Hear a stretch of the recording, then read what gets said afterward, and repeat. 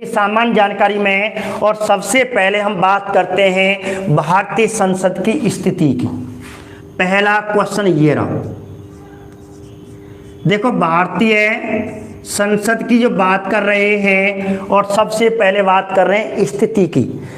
प्रिया जी, प्रिय राजपूत जी नमस्ते। धौलपुर वालों का स्वागत है, भरतपुर वालों का स्वागत है, ब्रज क्षेत्र वालों का स्वागत है, दिल्ली वाले जो विद्यार्थी मेरे देख रहे हैं, ठीक है, इटावा वाले जो मेरे विद्यार्थी जुड़े हुए हैं उनको सबको राम राम, ठीक है। हाँ जी, अब पहला प्रश्न ये है, देखो हमें कंपटीशन वाला जो एग्जामिनर है उनको देखते हुए हमें अपने प्रश्न बनाने हैं। अभी हाल ही में राजस्थान पुलिस का एग्जाम हुआ, उसमें एक प्रश्न आया था राजस्थान की विधायिका अर्थात राजस्थान की विधानसभा का स्थान कौन से स्थान पर है, तो कौन से स्थान पर राजस्थान की विधायिका है अर्थात विधानसभा कहाँ है, कौन से स्थान पर ये क्वेश्चन आया था। मुझे आपको दिल्ली है ये तो हम जानते हैं, नई दिल्ली।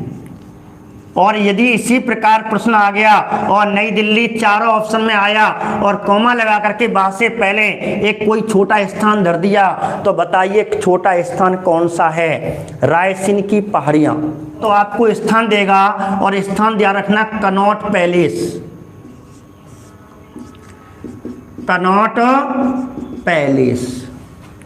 क्या स्थान रखना है आपको? कनॉट पैलेस रखना है। और यदि कनॉट पैलेस कहाँ पे है ये भी पूछ सकता है, तो ध्यान रखना एक ये क्षेत्र पड़ता है गोकुल नगर में, तो गोकुल नगर में है कनॉट पैलेस, कनॉट पैलेस में है नई दिल्ली अर्थात नई दिल्ली। जो आपका संसदीय भवन है वो रायसीन की पहाड़ी पे बना हुआ है, जो कनॉट पैलेस में स्थित है, जो गोकुल नगर क्षेत्र में आती है और जनपद क्षेत्र में, जनपद मुख्यालय में आती है। तो आपको ये याद रखना है कनॉट में है, कनॉट पैलेस में है। कनॉट पैलेस रायसीन की पहाड़ी कहाँ पे है? Connaught palace. वहाँ अन्य शब्द लिखे हुए हैं, वहाँ आपको डिजाइन करता लिखा हुआ है, डिजाइन करता, या डिजाइन करता पेपर में ना हो तो आपको ध्यान रखना एक और शब्द मिल सकता है, परिकल्पना करता, परिकल्पना करता या डिजाइन करता, या नक्शा किसने बनाया, ठीक है, या प्रारूप करता। ऐसे अनेक शब्द इसी के लिए आते हैं, या प्रारूप करता कौन था। अब ये तीन प्रश्न, 1 2 3 और 1 4, ठीक है। तो सीधी बात है, भारतीय संसद का नक्शा किसने बनाया शर्मा जी? तो इसका नक्शा बनाया था एडवर्ड लुटियंस ने। किसने बनाया? एडवर्ड लुटियंस ने बनाया। इसका एक साथी और था, उस साथी का नाम क्या है? हर्बर्ट बेकर है। तो ध्यान रखना, दोनों आपको ध्यान रखने हैं, हर्बर्ट बेकर। एक पेपर में सेंटर के एग्जाम में पूछा गया था, एडवर्ड लुटियंस के अलावा एक और साथी था जिसने भारतीय संसद का नक्शा डिजाइन किया था, उस साथी का नाम बताइए। ये प्रश्न पूछ लिया गया, इसलिए आपको ध्यान रखना है। अब नक्शा कब बना? अब यदि सन पूछे, वह सन तो नहीं पूछेंगे, यदि आपको पूछ लिया जाए तो इसका नक्शा कब बना, तो नक्शा की घोषणा 1911 में कर दी गई। अब आपको ध्यान रखना, बहुत से विद्यार्थी पूछते हैं गुरुजी 11 सही है कि 12 सही है। अब मैं आपको बताऊं, दिसंबर 1911 में दिल्ली दरबार लगवाया गया। भारत के गवर्नर जनरल हर्बर्ट आपके हॉर्डिंग्स द्वितीय ने दिल्ली दरबार लगवाया और ब्रिटेन के महाराजा आए थे, ब्रिटेन के सम्राट आए हुए थे, जॉर्ज पंचम, उसकी रानी महारानी मैरी आई हुई थी। और उसी समय कहते हैं हॉर्डिंग्स द्वितीय ने दिसंबर 1911 के दिल्ली दरबार में कुछ उद्घोषणाएं की गई। एक तो क्या किया गया, जो बंगाल विभाजन था 1905 का वो रद्द किया गया, कि बंगाल विभाजन लॉर्ड कर्जन ने किया था। इसके बाद दूसरा काम किया, भारत की जो राजधानी कलकत्ता से और कलकत्ता से कहाँ, नई दिल्ली स्थानांतरण करने की घोषणा की। ध्यान रखना मेरे मित्रों, सम्राट बॉय, ज्योति जी, ब्रजवीर जी, एक बात ध्यान रखना, सीधा प्रश्न आता है, भारत की राजधानी नई दिल्ली की घोषणा कब की गई? 1911, 1912 दोनों ऑप्शन आ जाते हैं। तो आपको घोषणा कब बनी? 1911 में। लेकिन भारत की राजधानी नई दिल्ली कब बनी? 1 अप्रैल 1912 में। 2 क्वेश्चन है, ठीक है मेरे मित्रों, ध्यान रखना, 2 प्रश्न है, दोबारा ध्यान सुने। नई दिल्ली को भारत की राजधानी की घोषणा कब की गई थी? जब घोषणा शब्द आ जाए तो 1911 करना है, दिसंबर 1911, 12 दिसंबर 1911 में की गई। और यदि नई दिल्ली कब राजधानी बनी या लागू हुई, या बनी और लागू हुई, तो 1 अप्रैल 1912 आंसर आएगा। नई दिल्ली की घोषणा कब हुई? 1911 में। और भारत की राजधानी नई दिल्ली कब बनी? 1912 में। कब लागू हुई? 1912 में। उसी समय एडवर्ड लुटियंस को जब दिल्ली की घोषणा कर दी गई, दिल्ली राजधानी बना दी गई, और कहा गया भारत का जो गवर्नर जनरल वायसराय है वो नई दिल्ली में रहेगा, इसलिए उसको रहने के लिए एक मुख्यालय, उसके रहने के लिए निवास स्थान चाहिए। इसलिए ब्रिटिश सरकार ने घोषणा की, एडवर्ड लुटियंस, हर्बर्ट बेकर इंजीनियरों को ये नक्शा बनाने का जिम्मा सौंपा गया, और इस प्रकार इन्होंने नक्शा बना दिया, एडवर्ड लुटियंस, हर्बर्ट बेकर ने। ठीक है, ध्यान रखना, ध्यान से सुनते जाना, नोट में आपकी जो अन्य बातें उनको पीछे लिखते जाना। अब का बात करते हैं, जब अंग्रेजों ने इसका नक्शा बनाया 1912 में, ठीक है, मैं आपको कह रहा था 11 और 12 आ जाए तो आपको 1912 करना है। एडवर्ड लुटियंस हर्बर्ट बेकर ने भारतीय संसद का नक्शा का डिजाइन या परिकल्पना या प्रारूप किया था, वो 1912 में किया था। ठीक है, यदि 11वीं और 12वीं ऑप्शन में हो तो आपको 1912 करना, दोनों में से तो कोई दिक्कत ना है। ठीक है, दिक्कत कब आती है? 2 आती हैं, तो ध्यान रखना एक बात। अब बात करते हैं आगे की बात। अब एक प्रश्न और है, अब इसकी प्रेरणा, ठीक है, अब इसकी जो प्रेरणा थी कौन सी इमारत से मिली? अर्थात एक इमारत को देख करके, किसी एक विशेष इमारत को देख करके उन्होंने इसका नक्शा बनाया था। आपने देखा है चारों तरफ से वर्तुलाकार है, वर्तुल श्रेणीकार है, वृत्ताकार है, तो बताइए वो कौन सा सही है? ज्योति जी, निशा जी, इंडिया गेट का नक्शा भी सही बात है। एडवर्ड लुटियंस हर्बर्ट बेकर ने इंडिया गेट का नक्शा भी बनाया था। ठीक है, इंडिया गेट का नक्शा भी इन्हीं दोनों ने बनाया था। ध्यान रखना, प्रथम विश्व युद्ध के स्मारक के उपलक्ष्य में। ठीक है, इंडिया गेट का नक्शा भी आगे ये बनाएंगे, तो ध्यान रखना ये 2 प्रश्न हैं। इन्होंने भारतीय संसद नक्शा भी बनाया था, इंडिया गेट का नक्शा बनाया था। निशा जी सही कह रही हैं। ठीक है, अब बात करते हैं इनकी प्रेरणा कहाँ से मिली। तो आपको ध्यान रखना, पेपर में आपको एक इमारत देगा कोई मंदिर का, वटेश्वर शिव मंदिर, बटेश्वर का शिव मंदिर है, जो कहाँ पड़ता है? मितावली गांव में पड़ता है, एमपी मुरैना। मुरैना कहाँ पे है? मध्य प्रदेश में है। ठीक है, मध्य प्रदेश इससे ली गई।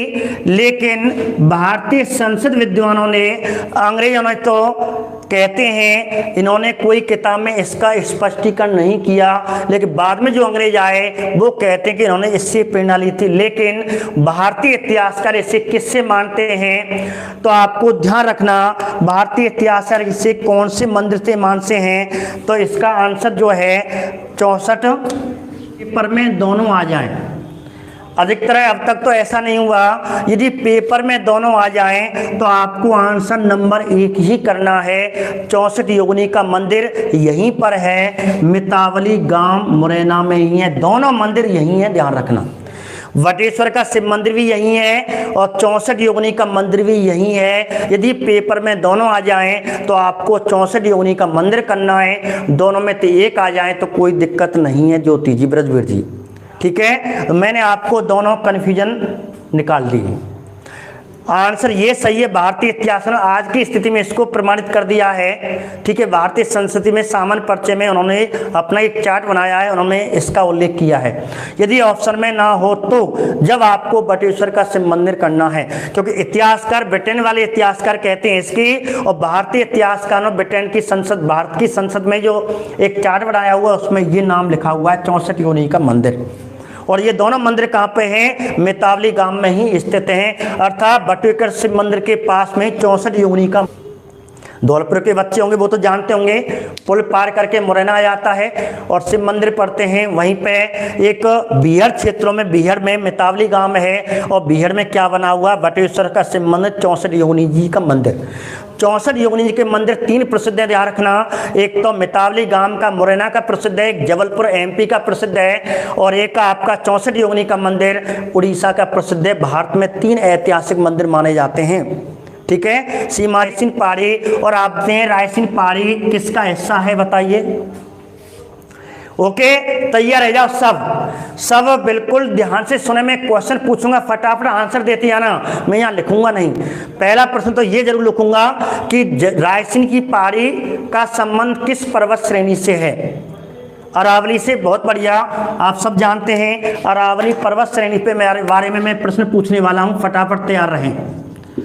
अरावली पर्वत श्रेणी, और जब तक स्क्रीनशॉट भी ले लें, मैं क्वेश्चन फटाफट पूछते जाता हूं। आंसर देना है तुम्हें आंसर देखना है। देखता हूं कितने आप पढ़े हो। अपनी भाषा में अरावली पर्वत श्रेणी को क्या कहते हैं? आंसर आ ही नहीं रहा, दीजिए। मैं केवल मोस्ट लगभग 20 या 25 प्रश्न पूछने वाला हूं। अरावली पर्वतमाला पे किशोर शिवाकर जी अदा बदा, ऑप्शन 2 मैंने दे दिया आंसर। अदा बदा कहते हैं, अदा बदा, अदा बदा, अदा बदा, ध्यान रखना, लिख सकते हो। ठीक है, अदा बदा कहते हैं। ठीक है, ज्योति जी, किशु जी, ब्रजवीर जी। नंबर दूसरा क्वेश्चन, अरावली पर्वत श्रेणी किसका अवशेष है? तैतीस सागर का, अंगरलैंड का, गोंडवाना क्षेत्र का? गुड़िया पथरी अदाबदा कहते हैं। अगला क्वेश्चन है अरावली पर्वत श्रेणी, जल्दी फटाफट बताएं, जब भी मैं क्वेश्चन को आगे अपने चैप्टर को आगे बढ़ाऊंगा। अरावली पर्वत श्रेणी अवशेष है अंगरलैंड का, तैतीस सागर का, गोंडवाना का। 3 ऑप्शन दे रहा हूं। निशा शर्मा जी, आपका आंसर सही है।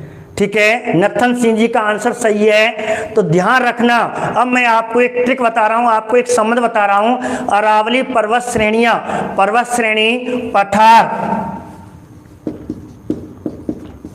ध्यान रखना, पर्वत श्रेणी पठार, ये ध्यान रखना गोंडवाना लैंड के अवशेष माने जाते हैं। और केवल पर्वत आ जाए, केवल आपको पर्वत आ जाए, वो 33 सागर हिमाचल प्रदेश, वो हिमालय पर्वत जो है, अर्थात कोई भी पर्वत आए, हिमालय पर्वत जैसे है, पर्वत आ जाता है, केवल पर्वत आ जाता है, तो आपको 33 सागर का अवशेष बताना है। ठीक है, तो आपको 33 सागर के अवशेष है हिमालय। लेकिन अरावली जो पर्वत श्रेणी से पठार, ठीक है, पहाड़, पठार, पहाड़ या पर्वत श्रेणी, ये 3 शब्द आ जाएं, ये ध्यान रखना। बहुत अच्छी चीज बताने जा रहा हूं, ज्योग्राफी वाले सर भी बताया होगा, बहुत अच्छी चीज बताने वाला हूं। यदि पर्वत आ जाए केवल, तो पर्वत तो है 33 सागर के अवशेष, लेकिन यदि पर्वत श्रेणी आ जाए, पठार आ जाए और पहाड़ आ जाए, तो ध्यान रखना ये किसके अवशेष माने जाएंगे? ये गोंडवाना लैंड के अवशेष माने जाएंगे। एक बात, ठीक है। और यदि पर्वत आ जाए, मैदानी भाग आ जाए, मरुस्थल आ जाए, वो 33 सागर के अवशेष माने जाएंगे। मैदानी भाग भरतपुर, भरतपुर का पूर्वी राजस्थान किसका अवशेष माना जाता है? 33 सागर का अवशेष माना जाता है। पूर्वी राजस्थान, भरतपुर, करौली, सवाई माधोपुर, ये ठीक है पूर्वी मैदानी भाग हैं। तो अर्थात मैदानी भाग, मरुस्थल और पर्वत, 3 उदाहरण याद कर लो। मैदानी भाग, मरुस्थल और पर्वत, ये 3 भाग याद कर लो, वो 33 सागर के अवशेष हैं। और 3 पर्वत श्रेणी, पठार, पहाड़, गोंडवाना लैंड के अवशेष हैं। मैंने अभी बताए, तो पर्वत श्रेणी, पठार और पहाड़ गोंडवाना लैंड के अवशेष हैं। 33 सागर के 3 उदाहरण याद कर लो। मैदानी, पूर्वी मैदानी भाग जिसे कहते हैं, और आपका मरुस्थल और आपके पर्वत जिसमें हिमालय भी आता है, वो आपको 33 सागर के अवशेष है। बताओ कोई? दिक्कत, हाँ भरतपुर में, भरतपुर ध्यान रखना, 33 सागर का अवशेष से पूरी भारत है, मैदानी भाग। तारा शर्मा जी कोई दिक्कत, थोड़ी सी ज्योग्राफी मुझे भी आती है तो मैं भी तो पढ़ता हूँ कुछ ना कुछ चीजें, कोई दिक्कत। याद हो गए 3 उदाहरण, बस 6 उदाहरण याद कर लो, 6 उदाहरण से 7 उदाहरण आता ही नहीं आपके पेपर में, ठीक है। तो मैंने आपको बता दिया ब्रजवीर जी श्रेणी राजस्थान के 17 जिलों में विस्तारित है, मैंने एनसीईआरटी बुकों में पढ़ा है और आप क्लियर कर लेना सर से, ठीक है, इसको जरूर देख लेना। अगला क्वेश्चन मैं आपको पूछ रहा हूं कि अरावली पर्वत श्रेणी की सबसे ऊंची चोटी आप सब जानते हैं, बताइए। चोटी सब जानते हैं, गुरु शिखर है 1722, बहुत बढ़िया। 5 दत्ता जी का मंदिर है, आप सब जानते हैं। कर्नल जेम्स ने इसे क्या कहा, संतों का शिखर कहा है, आप सब जानते हैं। अरावली पर्वत श्रेणी है, मैं आपको रीड के क्वेश्चन ही पूछ रहा हूँ, रिवाइज करके पूछ रहा हूँ। जो पर्वत श्रेणी है, अब अरावली पर्वत श्रेणी की और उत्तरी अरावली पर्वत श्रेणी की सबसे ऊंची चोटी, दक्षिण अरावल श्रेणी की सबसे ऊंची चोटी, मध्य अरावली श्रेणी की सबसे ऊंची चोटी, बताइए। पहले आंसर इसका दें, उत्तरी पर्वत श्रेणी की सबसे ऊंची चोटी कौन सी है, फटाफट आंसर दें। रघुनाथगढ़, आकाश जी रघुनाथगढ़ कह रहे हैं, उत्तरी अरावली पर्वत श्रेणी की रघुनाथगढ़ कहाँ पे बताइए, बहुत बढ़िया आकाश जी आपका आंसर सही है, उत्तरी अरावल पर्वत श्रेणी की रघुनाथगढ़ है। अब रघुनाथगढ़ कहाँ पे है बताइए, कौन बताएगा। रघुनाथगढ़ की जो पर्वत श्रेणी अरावली पर्वत से उत्तरी अरावली पर्वत श्रेणी की सबसे ऊंची चोटी है, रघुनाथगढ़ कौन से जिले में पड़ती है, नहीं पता। रश्मि जी कह रही हैं अलवर, तो इसका मतलब ज्योग्राफी कमजोर चल रही है, चिंता मत कीजिए, सीकर में है। ब्रजवीर जी शैलन जी ने आंसर, हाँ ब्रजवीर जी सीकर में है, आबू में नहीं, ये सीकर में। सब मैं आपको 8वीं किताब पढ़ा रहा हूँ, 8वीं की किताब में आपके ये क्वेश्चन है, मैंने पढ़ी हुई है, इसलिए मैं आपको थोड़ा सा पूछ रहा हूँ। इसलिए मैंने पहले बता दिया, जब मैं इसको पढ़ाऊंगा तो रायसेन का पूरा जीवन परिचय पूछूंगा, सामान्य परिचय जरूर पूछूंगा। तो उत्तरी ध्यान रखना, उत्तरी अरावली पर्वत श्रेणी की सबसे ऊंची चोटी रघुनाथगढ़ है। अब आंसर दीजिए, हाँ मीटर फीटर तो पीछे, मैं तो मेन क्वेश्चन आपको आएंगे तो सबसे पहले ये, क्योंकि ये क्वेश्चन तो बार बार पूछा गया, अब एग्जामिनर पूछेगा तो ये 3 प्रश्न हैं। प्रश्न की सबसे ऊंची चोटी कौन सी है, बहुत बढ़िया ध्यान रखना। दक्षिण की यही है, गुरु शिखर है, दक्षिण में तो पड़ता है। गुरु शिखर कहाँ पे है, कहाँ पे है, सिरोही में है, ठीक है। तो दक्षिण में आप पूछें तो आपको सिरोही कर देना, यही दक्षिण में ही है। अब मध्य के आप जानते हैं, अभी आपने बताया तारागढ़, ठीक है, मैं आपका समय ज़्यादा नहीं ले रहा। तारागढ़ कहाँ पे, अजमेर में है। बस ये मैंने क्वेश्चन देने थे। बात लंबाई पूछे, कुल लंबाई कितनी है, फटाफट आंसर बताइए। 600 में, बहुत बढ़िया, ठीक है। ऊंचाई कितनी है समुद्र तल से, 930 मीटर, ये सब जानते हैं, ठीक है। खेड़ब्रह्म नामक स्थान से जो पालनपुर में पड़ता है, पालनपुर गुजरात में पड़ता है, बहुत बढ़िया, आपने सही आंसर दिया, खेड़ब्रह्म। तो इसका उद्गम स्थल है। और विस्तार ध्यान रखना, विस्तार यदि पूछा जाए, विस्तार कहाँ से कहाँ तक है, दिल्ली से गुजरात तक है, ये भी आप ध्यान रखना। दिल्ली से गुजरात, जब विस्तार की बात आ जाए तो विस्तार दिल्ली से गुजरात बताया जाता है। जब उद्गम स्थल की बात बताई जाए तो गुजरात से चलते हैं, खेड़ब्रह्म से चलते हैं रायसेन की पहाड़ी तक, ठीक है। इतना तो आप जानते हो, सर ने आपको बताया होगा, आपके पास लिख रहा होगा, बहुत बढ़िया। बाकी चोटियां आप सब जानते हैं। इस प्रकार अब आ जाती है नीम। नीम को और क्या कहते हैं, नीम को हम आधारशिला कहते हैं, आधारशिला या शिला न्यास। जब हम मकान बनवाते हैं तो नीम में एक पत्थर या ईंट रखवाते हैं, उससे आधारशिला कहते हैं। रेखा कुमारी जी, बहुत बढ़िया, 1921 में इसकी आधारशिला रखी जाएगी, इसकी नीम 1921 में। अब उस अंग्रेज का नाम बताइए, इसकी आधारशिला किस इंजीनियर ने रखी। जैसे मिस्त्री आता है, एटा मैनपुर, उसे मिठाई कहते हैं, हमारे यहाँ गुड़ कहते हैं, तो गुड़ बटता है, तो भैया नीम रख रही है संसद की, गुड़ बटे हो आज, ठीक है। आर सर गुड़ बांटने और खावे को तैयार रह जाओ तुम, तैयार। देखें 1921 में ड्यूक ऑफ कनॉट पैलेस, इसी के नाम से तो था वो स्थान, कनॉट, ड्यूक ऑफ कनॉट। क्या आंसर है? 1921 में ड्यूक ऑफ कनॉट ने क्या रखी थी? आधारशिला नींव। मिस्त्री, इंजीनियर, ठेकेदार कह लो। अब तो प्लास्टिक कहाँ है? ठीक है विष्णु जी, पिंकी जी, कनॉट ध्यान रखना, ड्यूक ऑफ कनॉट ध्यान रखना। ड्यूक ऑफ कनॉट एक अंग्रेज था, इंजीनियर था, और इसका संबंध राजस्थान से लेकर के जाऊंगा। पहले आप इसको फटाफट एंट्री कर लें, ड्यूक ऑफ कनॉट। अब ड्यूक ऑफ कनॉट ने इसकी नींव आधारशिला शिलान्यास रखी, लेकिन इसका संबंध राजस्थान की एक झील से है। अब बताइए आंसर। आकाश जी आंसर मुझे बताइए, आंसर क्या है? क्वेश्चन क्या है? राजस्थान की किस झील का शिलान्यास अथवा आधारशिला ड्यूक ऑफ कनॉट नामक इंजीनियर ने रखी थी? उस झील का नाम बताइए, वो झील बताइए। कौन? तेज सागर जी बता रहे हैं, विशाल जी, उदय सागर जी बता रहे हैं, रश्मि जी फायर सागर बता रही हैं, नो आइडिया सर, रिया कह रही है नो आइडिया, कोई बात नहीं। ठीक है, तो ध्यान रखना फतेह सागर है इसका आंसर। ऐसे ऐसे प्रश्न है, छोटे छोटे प्रश्न पूछ रहा हूं मैं आपसे, कोई ज्यादा गहराई की नहीं पूछ रहा। तो क्वेश्चन क्या है? ड्यूक ऑफ कनॉट जिसने भारतीय संसद की नींव रखी थी, उसने राजस्थान की एक झील का भी आधारशिला रखी थी, आधारशिला रखी थी, नींव रखी थी, शिलान्यास किया था। उस झील का नाम है फतेह सागर झील। क्या नाम है? तो नीचे लिखें। अब मैं आपसे फतेह सागर झील के कुछ क्वेश्चन पूछने जा रहा हूं। फतेह सागर झील, कोई दिक्कत तो ना है? मैं ज्योग्राफी में प्रवेश कर गया, आपको कोई परेशानी हो रही होगी। मैं प्रवेश क्यों किया, इसका भी कोई ना कोई मोटिवेशन है। मैं प्रवेश ज्योग्राफी में इसलिए कर रहा हूं कि आप ज्योग्राफी को शांति से अलमारी में रखे बैठे हो, नोट्स को पढ़नी है। ध्यान रखना विष्णु जी, संजय जी, मैंने क्वेश्चन आपको इसलिए पूछे हैं कि आप ज्योग्राफी की नोट्स भी अपने हाथ में, ज्योग्राफी भी आप साथ साथ याद करते चलें। जहां भी आपकी कोई बुक है, कोई नोट है, कोई नोटबुक है, पढ़ें। इसलिए मैंने आपको एक मोटिवेशन के लिए मैंने ज्योग्राफी के प्रश्न पूछे हैं। ठीक है मेरे प्यारे मित्रों, तो बताइए अब फतेह सागर की झील की ओर चलते हैं घूमने। तैयार? हाँ जी, फटाफट अपना टिफिन तैयार कर लें कि फतेह सागर झील के किनारे पिकनिक पे चल रहे हैं। चलें? तैयार?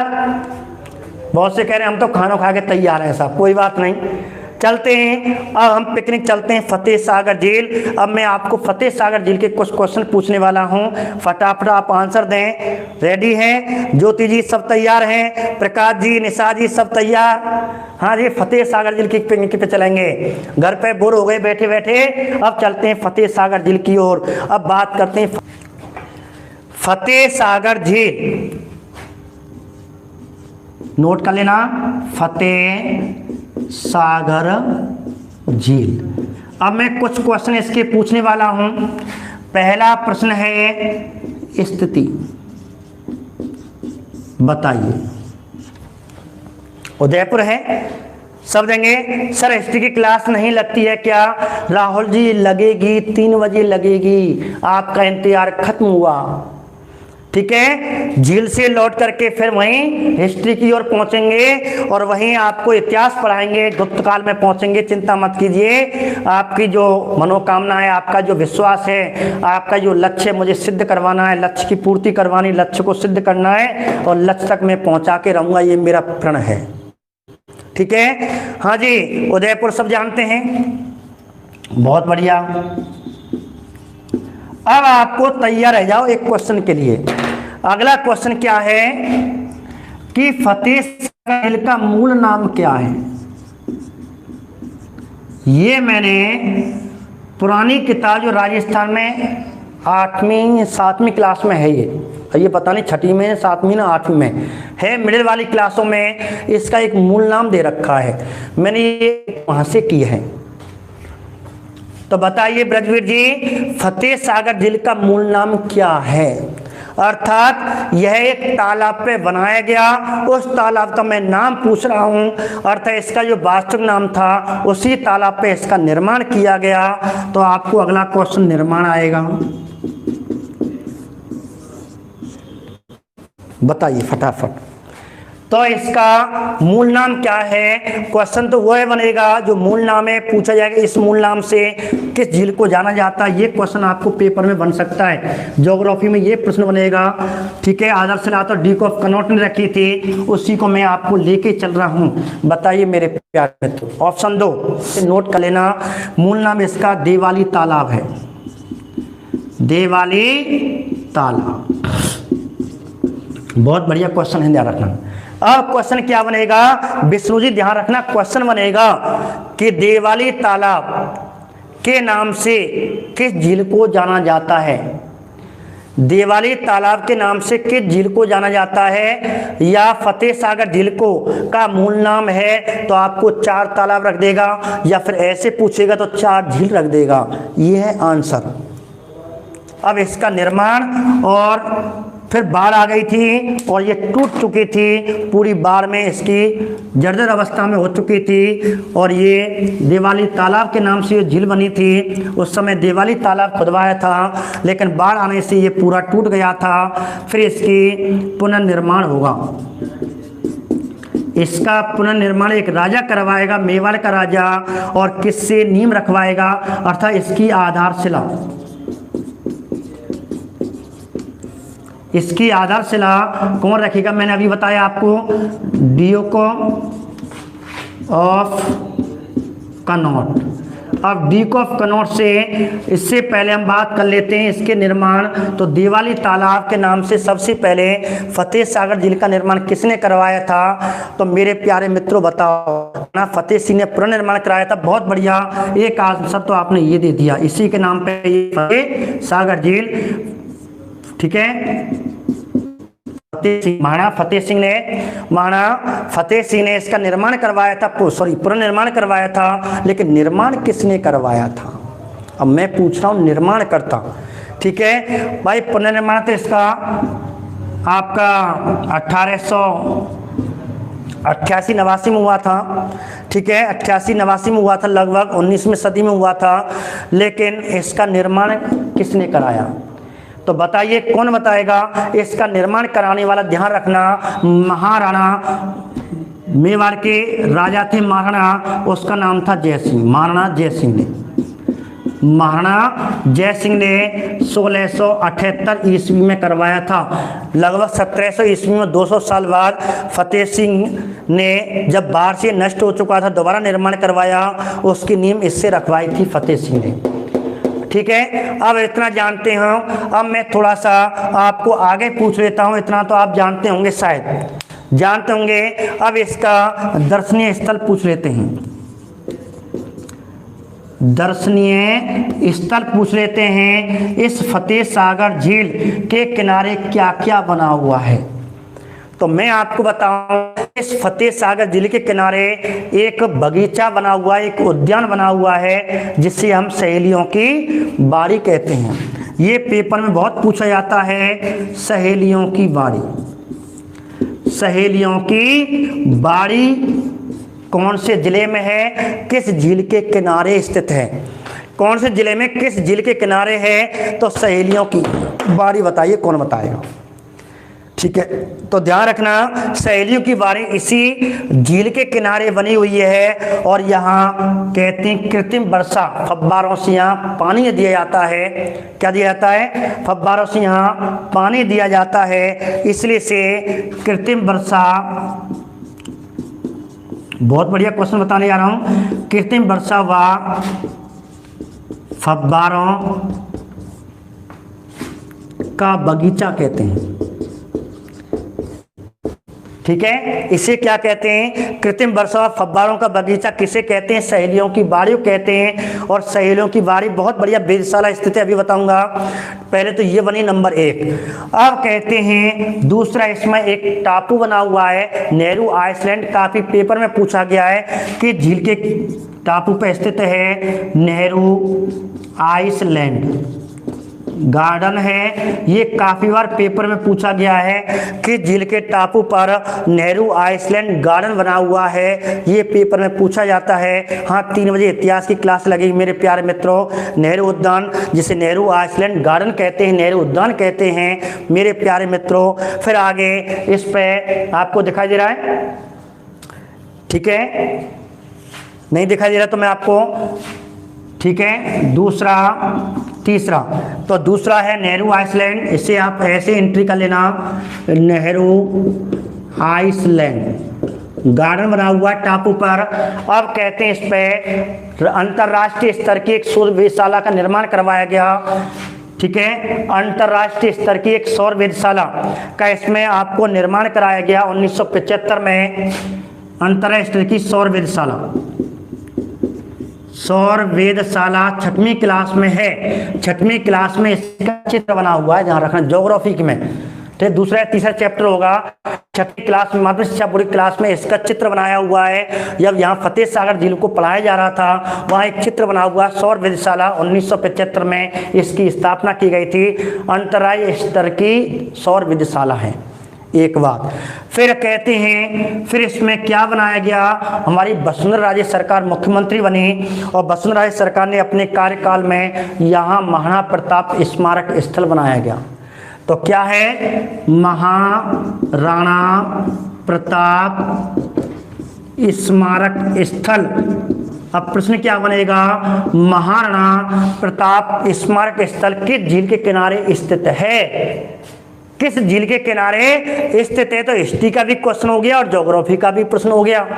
तो महाराणा प्रताप स्मारक स्थल किस झील के किनारे है, तो आप जो है ना फतेह सागर झील के किनारे, और कौन सी पहाड़ी पर, बताइए कौन बताएगा, कौन सी पहाड़ी पर ये बना हुआ है। तो बताओ कौन बताएगा कि महाराणा प्रताप स्मारक स्थल कौन सी पहाड़ी पर बना हुआ है, कौन बताएगा, पिंकी जी बताओ जल्दी फटाफट। मोती मगरी पहाड़ी पर, बहुत बढ़िया।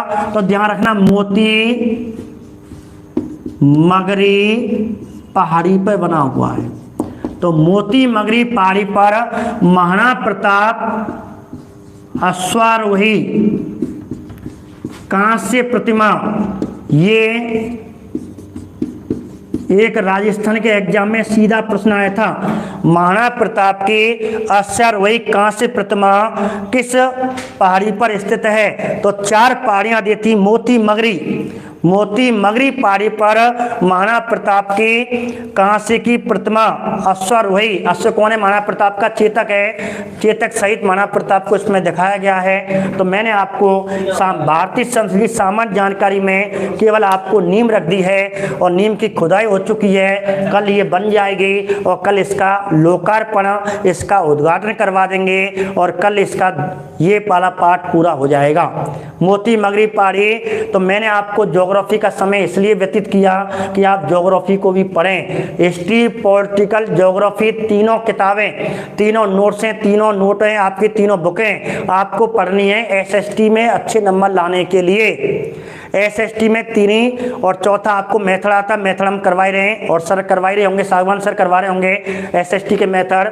तो आपको 4 पार्ट आते हैं एसएसटी में, पॉलिटिकल आती है, ज्योग्राफी आती है, हिस्ट्री आती है और मेथड आते हैं। मेथड सागवान सर करा रहे हैं, पॉलिटिकल मैं करा रहा हूँ, हिस्ट्री मैं करा रहा हूँ, ज्योग्राफी सर आपको करा रहे हैं एमबी सर। और जो भी आपके नोट्स से कोई किताब है तो उसमें पढ़ें और सिलेबस से पढ़ें। विष्णु से नहीं, टीजीटी पीजीटी वालों नोटिफिकेशन ही तो रद्द हुआ है, लेकिन दोबारा नया सुधार करके नोटिफिकेशन दोबारा आने वाला है, जो भी है देख लेंगे। आप तैयारी करते हैं, यूपी में अच्छी जगह आई हैं। एसएसटी के केवल 2 ही आपको सब्जेक्ट तैयार करने हैं, हिस्ट्री, पॉलिटिकल, ज्योग्राफी। इकोनॉमिक्स में केवल 2 ही, 4 देंगे, 4 पार्ट आएंगे, इसमें से आपको 2 करने, आप तैयारी कर सकते हो मेरे माध्यम से। मैं भी आपकी क्लासेस शुरू कराने वाला हूँ, 1 दिसंबर से टीजीटी पीजीटी के बैच शुरू होने वाले हैं, ठीक है। हाँ, रद्द हो गई ये मैं जानकारी कर लूंगा, लेकिन रद्द से मतलब नहीं आप तैयारी नहीं करें, रेगुलर आपको तैयारी रखनी है। अच्छी जगह आई है, सेकंड ग्रेड की अच्छी जगह आई है, जिससे टीजीटी कहते हैं, पीजीटी को फर्स्ट ग्रेड कहते हैं। टीजीटी की अच्छी जगह आई है, एसएसटी की मैं स्वयं चैनल के माध्यम से, या तो कोचिंग खुलते नहीं खुलते बात छोड़ो, टीजीटी पीजीटी का तो आपको इसी चैनल के माध्यम से या किसी अपने यूट्यूब माध्यम से, आपको अपने ग्रुप के माध्यम से मैं आपको शुरू कराने वाला हूं। आपको बता दिया